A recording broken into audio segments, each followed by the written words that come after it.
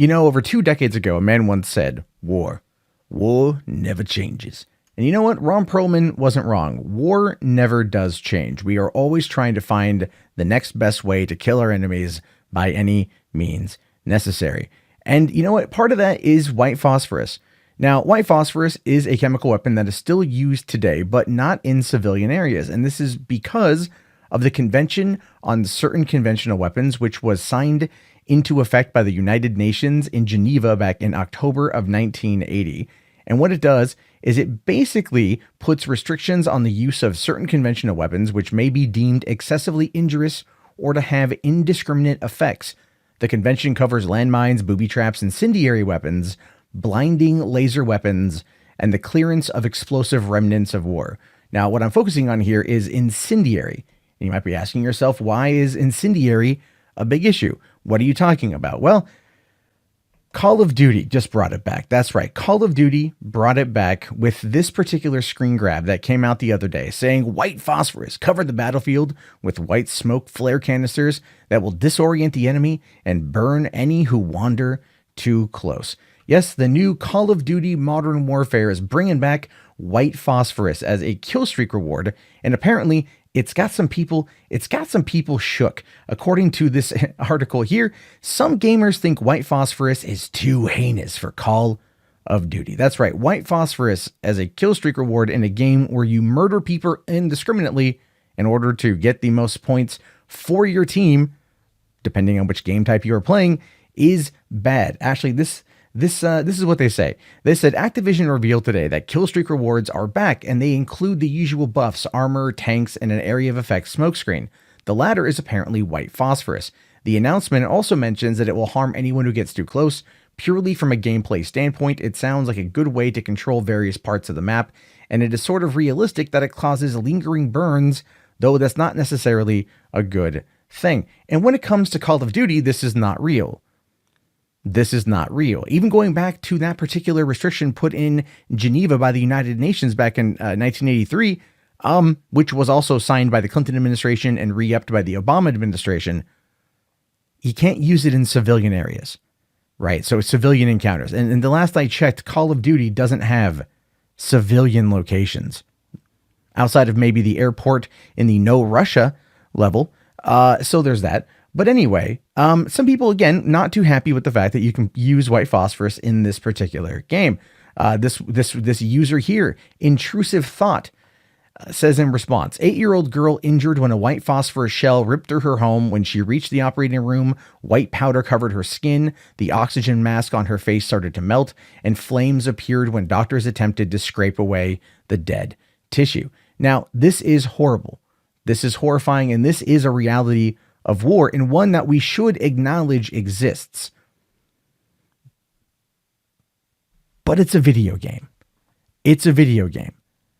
You're not actually firing white phosphorus into a town. You're not firing white phosphorus into a civilian center. You're using it as an area of effect smokescreen that has a light lingering burn, and that's really about it. But of course, she's not the only one here. Emma Kent here says, Spec Ops The Line 2012 includes white phosphorus to question why war is used as a gutless source of fun in video games. Call of Duty 2019, talking about the white phosphorus. And what she's referring to here is Spec Ops The Line, where this article by Brian Crescente from Kotaku does actually summarize it up quite a bit. He says, what if a war game made you question the morality of killing? And when people talk about Spec Ops The Line, that is a big part of it. That is a big part of that game. The story that those developers were telling was about the morality of war, the morality of killing, and everything else. And it was a very powerful, very, very personal experience to go through that game, and one that I highly recommend, because a lot of people still refer to it, even though it is 7 years down the road, for how to tell a story like that in a compelling enough way that makes you think.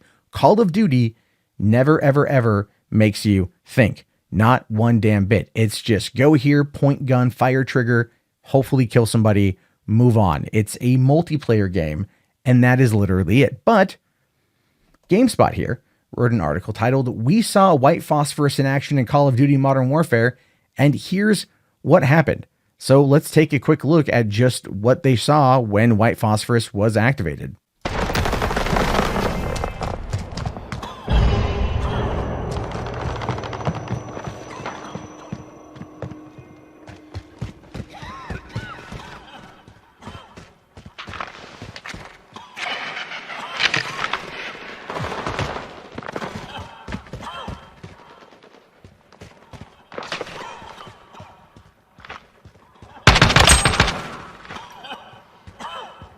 There you have it. That was it. Just a little bit of your screen goes gray, your character coughs. You can't really aim very well, but that guy was still able to score a kill while he was playing it. So obviously, this is not the White Phosphorus that is going to tear through someone's home and burn someone's skin. It's just another name for area of effect smoke with some damage that is done. The lingering effects take a little bit longer to wear off, but that's really about it. However, Call of Duty Modern Warfare developer addresses the controversy, because at least they are talking about it. It says here there's no good guy or bad guy, which is probably not going to be the best thing they could say, given how certain people are going to spin that. But anyway, multiplayer designer director Jeff Smith says that Infinity Ward views multiplayer as a playground and separate to the darker themes of the single player campaign.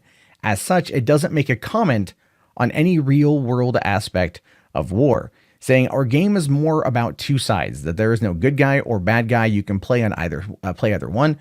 We are creating this playground to play on. I've always felt like in the previous games that multiplayer is like a distant weapon fire that you hear a few blocks away from where the single player is, which is a really interesting way of looking at it, to be fair, because he's trying to separate it from the story, from the compelling single player story that they are working on this time. And that I do understand. And it's also interesting because he's really trying to downplay it a little bit.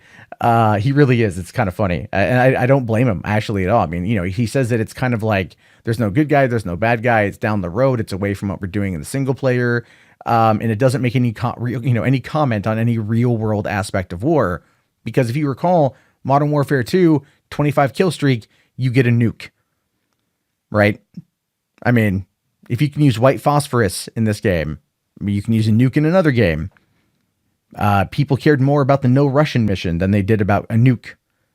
And this game apparently is going to have more controversial approaches to certain things than no Russian. So anyway, he does go on to say here that he acknowledges that the backlash to the White Phosphorus is louder now than before because of greater realism. He says maybe people are reacting to the photogrammetry more than the more realistic visuals. Maybe it was more of a cartoon, it would be more acceptable. In real life, the US military sometimes uses white phosphorus to obscure a battlefield with the opaque smoke and make it harder for enemy soldiers on the ground to fight. However, the substance ignites when it comes in contact with oxygen and burns at exceedingly high temperatures, hot enough to melt through muscle and bone. And I get that. It's absolutely a thing that should be banned against civilians. Like I said, that particular banning has been upheld for almost the past 40 years.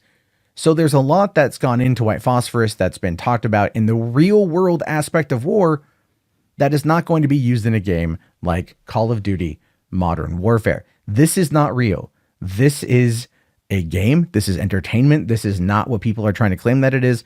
And of course, the journalists are out there trying to make it a bigger deal than it is because they need to push a narrative. This is a video game. Video games are not real life. Even though it is the dominant pop culture hobby on the planet, is the predominant entertainment medium on the planet, still not real life. And the people who play Call of Duty, they know that. For some reason, these journalists whose job it is to play video games, discuss video games, disseminate video games, still cannot for the damn life of them actually understand what the hell it is they're trying to say. Anyway, your thoughts, your opinions, let me know down in the comments below. I appreciate you guys paying attention and watching the video. This is clearly going to be demonetized, as everything is on YouTube.